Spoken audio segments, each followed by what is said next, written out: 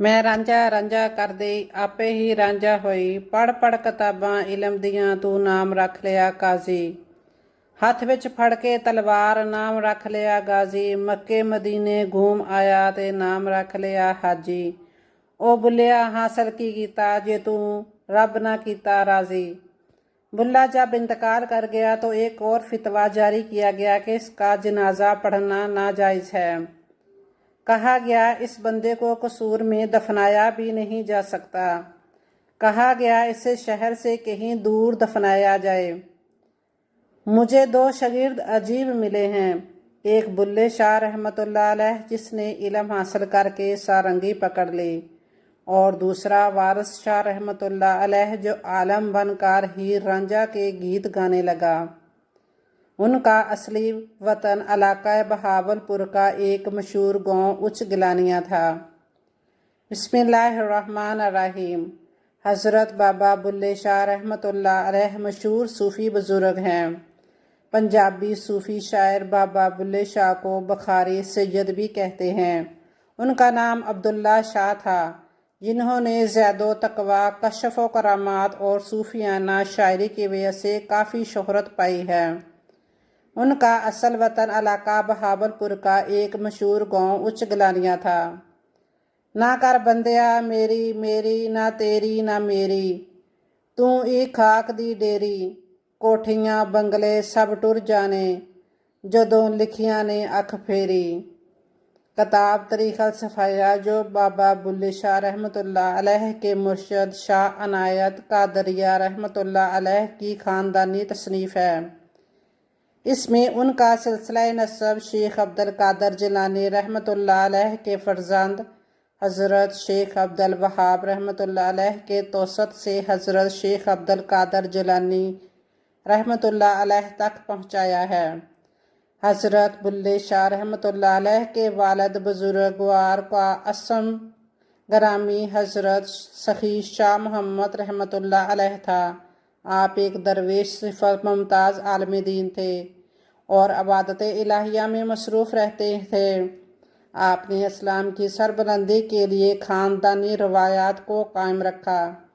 हज़रत बाबा बुल्ले शाह रहमतुल्लाह अलैह की पैदाइश 1680 बामुताबिक 1091 हिजरी में हुई। आप में शायरी का रुझान बचपन ही से था। एक मरतबा आप अपने हम उम्र बच्चों के साथ गाँव से बाहर एक खेल कूद में मसरूफ़ थे और चीना का खेल खेला जा रहा था।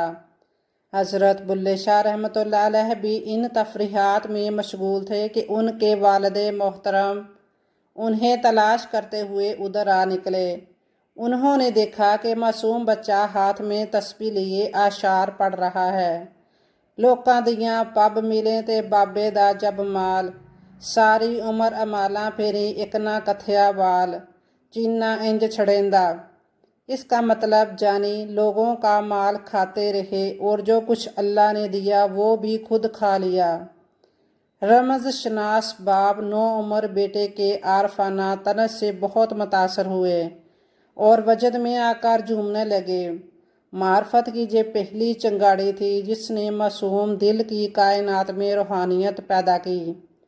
उच्च गिलानिया में शाह मोहम्मद रहमतुल्लाह अलैह के हालात कुछ साजगार ना रहे। आपने अपने अहलो याल समेत मालो मता समेटा किसी नए मकाम की तलाश में निकल पड़े। उनको एक गांव मलकवाल पसंद खातर हुआ। इसमें बुदोबाश इख्तियार कर ली। आहिस्ता आहिस्ता उनके इल्म फजल का चर्चा हुआ तो वो हर दिल अजीज़ हो गए।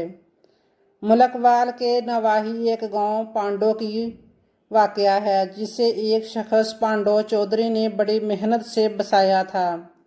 जब इसे शखी मोहम्मद रहमतुल्लाह के इल्म और दरवेशी का इल्म हुआ तो वह शाह साहब की खिदमत में हाज़िर हुआ और अपना मुद्दा बयान किया, जिसे आपने मान लिया और अपने अहलो याल समेत पांडो की बट्टी आबाद हो गए, जहाँ पर आपने एक नई मस्जिद में कुरानी तालीमात का सिलसिला शुरू किया और फ़राइज़ इमामत अदा करने लगे, जिससे पांडो की बट्टी एक दीनी मरकज़ बन गया। बाज़ तज़किरों के मुताले से पता चलता है कि आपने मस्जिद कोट कसूर में दरसी तालीम हासिल की اور آپ کے معلم خواجہ حافظ کلام مرتضیٰ قصوری ایک جید عالم فاضل تھے۔ بیان کیا جاتا ہے کہ مشہور عالم کتاب ہیر کے مصنف حضرت وارث شاہ رحمۃ اللہ علیہ نے کبھی اس عظیم استاد کے سامنے جانوائے ادب نہ کیا تھا۔ گویا حضرت بلے شاہ رحمۃ اللہ علیہ اور حضرت وارث شاہ رحمۃ اللہ علیہ ایک ہی عظیم استاد کے شاگرد تھے۔ ایک موقع پر آپ ان کے استاد ارشاد فرماتے ہیں، مجھے دو شاگرد عجیب ملے ہیں، ایک بلے شاہ رحمۃ اللہ علیہ جس نے علم حاصل کر کے سارنگی پکڑ لی، اور دوسرا وارث شاہ رحمۃ اللہ علیہ جو عالم بن کر ہی رنجا کے گیت گانے لگا۔ رہتے قصور میں تھے مگر حکمرانوں نے اتنا تنگ کیا کہ قصور چھوڑ کر لاہور میں سکونت اختیار کر لی۔ قصور کی ایک جامع مسجد میں امامت کے فرائض بھی سر انجام دیتے رہے۔ بلے شاہ کے شاہ عنایت سے ملنے کے مختلف واقعات کتب میں درج ہیں، جن میں سے ایک سب سے مشہور کچھ یوں ہے کہ شرف ولایت کے لیے آپ قصور سے پیدل چل کر لاہور شاہ عنایت کے پاس آئے۔ آپ تب باٹی گیٹ کی کسی مسجد کے امام تھے۔ شاہ عنایت نے بلے شاہ کو لینے سے انکار کر دیا۔ بار بار اصرار کرنے پر شاہ عنایت نے شرط رکھی کہ آپ پہلے 500 روپیہ نقد، 500 روپے کا گھوڑا، طلائی کنگن کی جوڑی اور لباس فاخرہ شام تک پیش کریں۔ بلے شاہ غریب الدیار تھے۔ مایوس ہو کر راوی کا رخ کیا، ایک نقاب پوش آیا، اس نے سب چیزیں بلے شاہ کو سونپ دیں اور اندھیرے میں گم ہو گیا۔ بلے شاہ شاہ عنایت کے پاس پہنچے تو بلے شاہ کے واقعہ بیان کرنے سے پہلے خود شاہ عنایت نے سارا واقعہ ان کے سامنے رکھ دیا۔ یوں شاہ عنایت نے بلے شاہ کو قبول کر لیا۔ چونکہ بلے شاہ سید گھرانے سے تعلق رکھتے تھے، انہوں نے شاہ عنایت کے ہاتھ پر بیعت کی، اور شاہ عنایت ذات کے ارائیں تھے، تو خاندان والوں نے بلے شاہ کو تنقید کا نشانہ بنایا، جس پر بلے شاہ نے اپنی مشہور نظم کہی، بلے نوں سمجھاون آئیاں بھیناں تے برجائیاں، من لے بلیا ساڈا کہنا چھڈ دے پلا ارائیاں، آل نبی اولادے علی نوں تو کیوں لیکاں لائیاں۔ بلے شاہ کی اندر کی دنیا سب سے بڑی خصوصیت یہ تھی کہ وہ موسیقیت، روحانیت اور انسانیت سے مزین تھے۔ ہر وقت ان کے اندر کی دنیا میں رقص و سرور کی روشنی پھوٹتی رہتی تھی، اس لیے وہ اپنے زمانے میں سب سے بڑے باغی اور انقلابی کہلائے۔ بلّہ کچھ بڑا ہوا تو تعلیم و تدریس کی خاطر قصور میں آ گیا۔ اس وقت سخت گیر اور انتہا پسند حکمران اورنگزیب عالمگیر کا دورہ تھا۔ وہ اورنگزیب عالمگیر جس نے تخت و تاج کی خاطر بھائیوں کو سازش سے مروا ڈالا اور باپ کو قید میں ڈال دیا تھا۔ اورنگزیب کا زمانہ ہو، ادھر بلّہ عشق کو دریافت کر رہا ہو، عشق کی نئی جہتوں کو تلاش کر رہا ہو۔ یہ دو مختلف باتیں ہیں، اس لیے ٹکراؤ تو ہونا ہی تھا، بغاوت اور انقلاب نے برپا ہونا ہی تھا۔ ایک طرف انا پرست معتصب حکمران کی حکومت اور دوسری طرف انا کا دشمن بلّہ، یہ تھی وہ صورتحال۔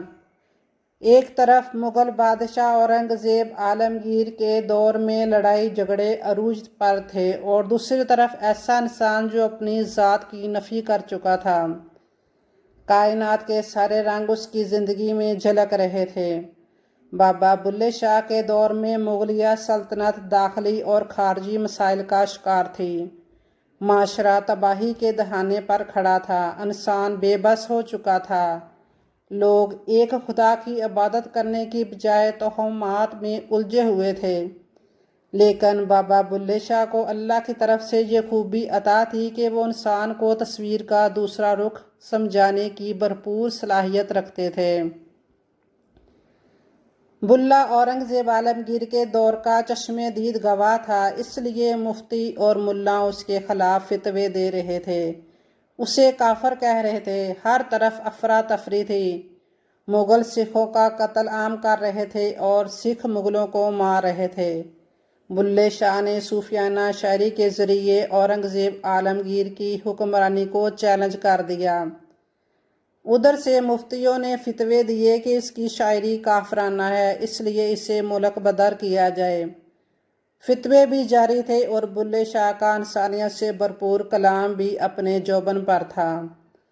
अब बाबा बुल्ले शाह कसूर को खैराबाद कहकर लाहौर आ गए।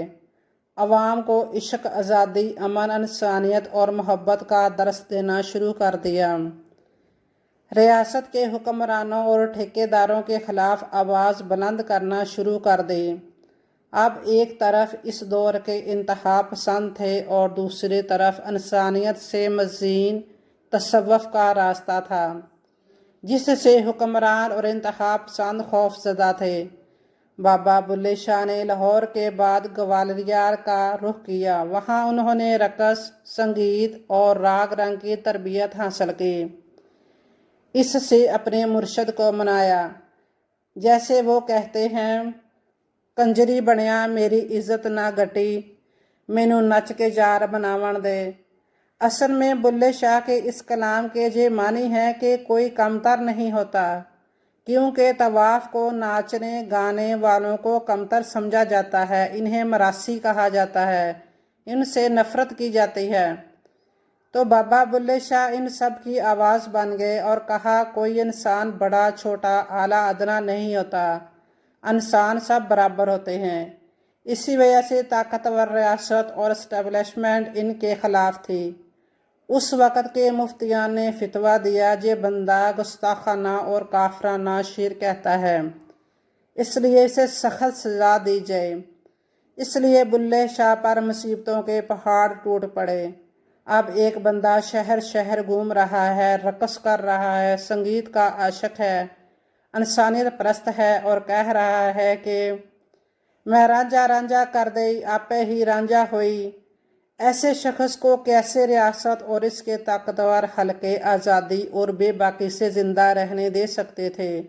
वो जो अपने आप को पहचान चुका था, जिसने खुद पर यकीन कर लिया था, जिसने अपना इनफरादी सच पा लिया था, और अब वो ये सच शेयर कर रहा था। ये सच अब रियासत के ठेकेदारों के इक़्तिदार के लिए ख़तरनाक थी। इसलिए सब के सब ताकतवर बाबा बुल्ले शाह के दुश्मन बन चुके थे। उस वक़्त लोगों की समझ में आ रहा था कि एक दरवेश ऐसा है जो मुख्तलिफ बात कर रहा है, जो कह रहा है, पढ़ पढ़ आलम फाजल बनियो, कदे अपने आप नू पढ़िया ही नहीं। वो लोगों को कह रहा था, लोगों अपने आप को जानो। वह मुफ्तियों के खिलाफ बात कर रहा था, उनके असूलों और ज़ाब्तों पर सवाल उठा रहा था। इश्क उसकी ताकत थी, उसे मारना मुश्किल था, इसलिए वो उनका मुकाबला करता गया। बुल्ला जब इंतकाल कर गया तो एक और फितवा जारी किया गया कि उसका जनाजा पढ़ना नाजायज़ है। कहा गया, इस बंदे को कसूर में दफनाया भी नहीं जा सकता। कहा गया, इसे शहर से कहीं दूर दफनाया जाए।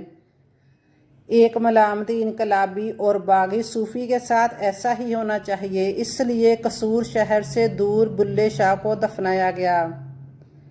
लेकिन शहर फैलता फैलता बुल्ले तक पहुंच गया। हर साल भादों की 10 तारीख को आपका उर्स ज़ोरो शोर और अकीदियत से मनाया जाता है।